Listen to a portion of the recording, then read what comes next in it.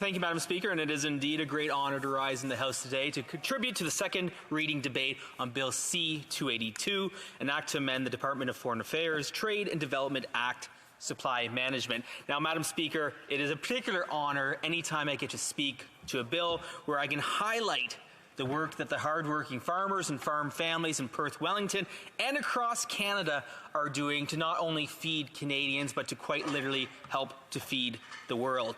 Now, Bill C-282 may sound familiar to some members and to some Canadians because it is indeed an identical copy of Bill C-216 from the previous Parliament, which was introduced by another Bloc Québécois member of Parliament, the Dean of this House of Commons, the Honourable Member for Bécancour, Nicolas Sorel. And of course, members will recall that that bill died on the order paper when Parliament was dissolved for the unnecessary summer election. Now, I recognize that both members who introduced this bill have a strong commitment to the supply management industry, which many Canadians in this party and across the country certainly support. Now, Madam Speaker, I know that there are some in this country that may not have the same support and same vigor in supporting supply management, but I think that it's important in a bill such as this that we have a nuanced and thoughtful discussion on the strengths and weaknesses of this bill and how it may contribute to the situation and how it may affect, negatively or positively, future trade deals in the decades to come. Now, Madam Speaker, I want to talk briefly about food security. If we've learned anything during the past 2.5 years of the pandemic, it is the importance of food security. When we've seen broken supply chains, when we've seen shortages of goods on shelves across this country, it reinforces the necessity of a strong domestic production system. We need to be able to feed the citizens in our country, but also be able to export our products that are created here in Canada across the world. And I might add as well, Madam Speaker, that when we have a country that is agriculturally rich as Canada, it is a crying shame that there are still Canadians who are food insecure.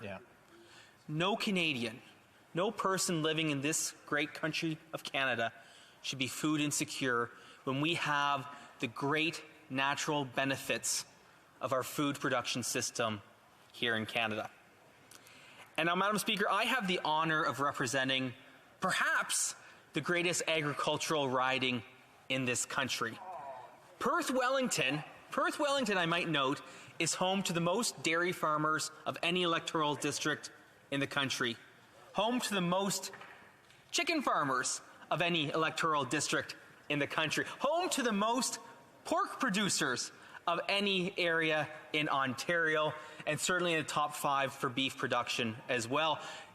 Perth, Wellington has some of the most fertile farmland anywhere in the world, some of the most productive farmland that you will find anywhere in the country. And certainly the cost of that farmland certainly reflects that as well, as we are now seeing upwards of $35,000 per acre land sales in Perth, Wellington and across southern Ontario. But I say that to emphasize the importance of both the supply management commodities, but also the non-supply managed commodities as well.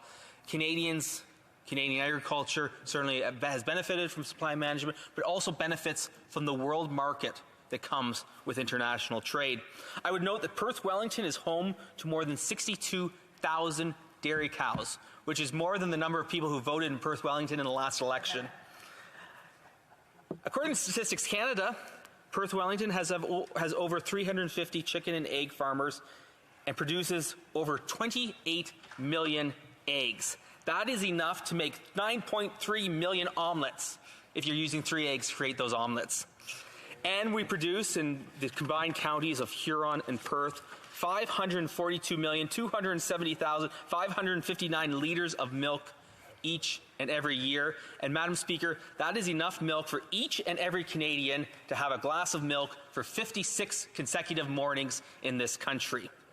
Those same dairy farmers and farm families provide over $1.2 billion to our national gross domestic product, and that is only in the counties of Perth and Huron. If you combine counties in Wellington, Dufferin, Peel, and Simcoe, which produce 385 million litres of milk, that's another $800 million to Canada's GDP. And let's remember as well, in our agricultural sector, the great influence of new technology. Agriculture is at the leading and cutting edge of technology.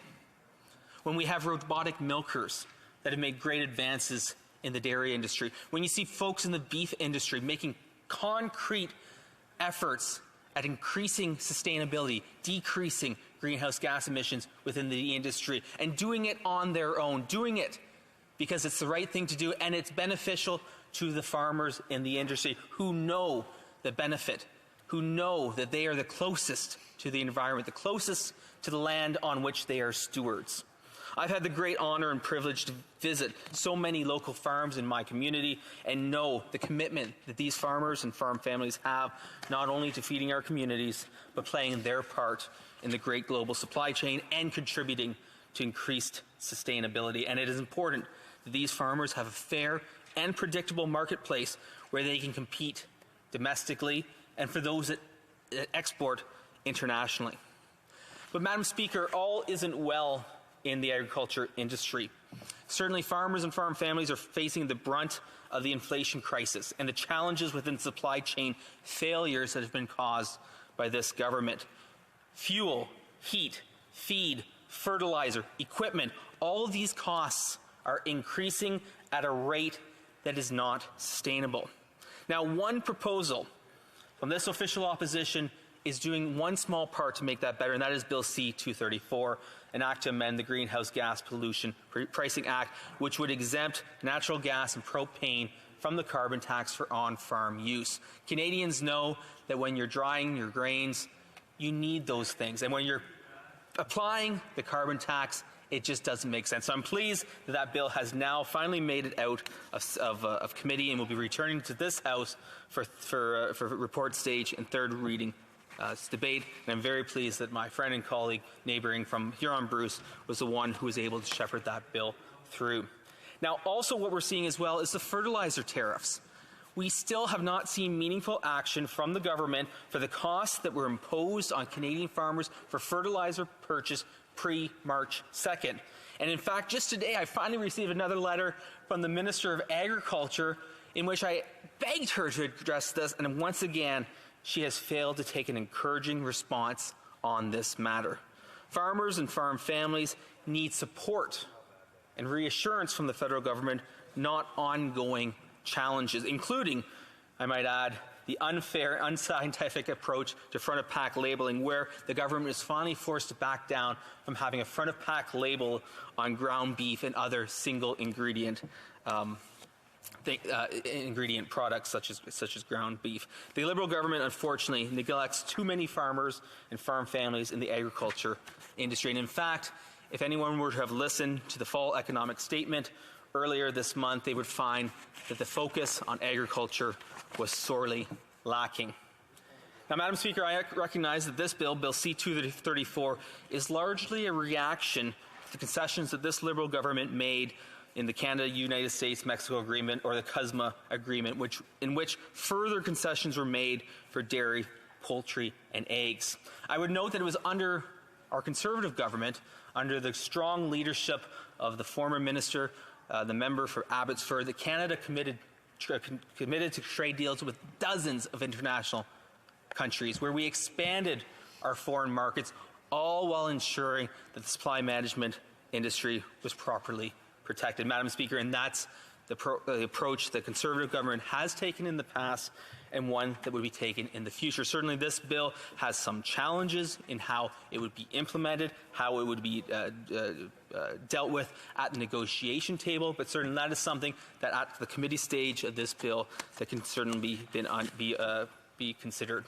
Now, Madam Speaker, I recognize that my time is dwindling, but Madam Speaker, I think it's important that this bill be given a thorough examination at the Standing Committee on Agriculture and Agri-Food, and recognizing that my time is dwindling, I shall move on to the final point, and that is the importance of our agriculture and agri-food industry that not only feeds our country, but helps to feed the world. Thank you, Madam Speaker.